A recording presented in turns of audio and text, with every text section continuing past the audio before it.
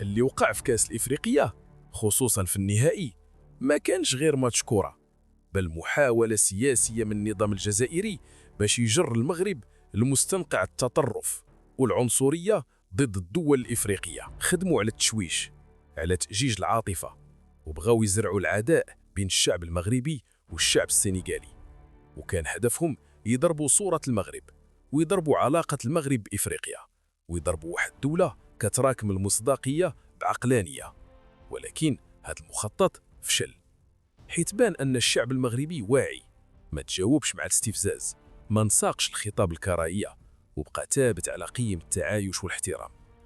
هذا الوعي الشعبي ماشي صدفة، هو انعكاس الهوية مغربية ضاربة في التاريخ، ومتناغم مع سياسة دولة اختارت السلم بدل التصعيد. المغرب في الميدان الرياضي ضبط النفس، وفي الدبلوماسية زاد رسخ صورته، وفي نفس الوقت اللي كانت فيه بعض الأبواق كتروج لخطاب التطرف، العالم كان كيوجه رسالة واضحة.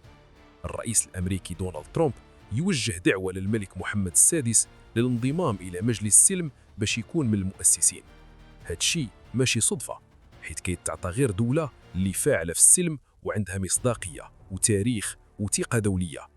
إذن الفرق هو واحد كيستثمر في التوتر وواحد كيستثمر في السلم، والمغرب دولة سلام، شعب واعي، والأعداء وحقد الحاقدين كيخسروا بالواقع ماشي بالشعارات.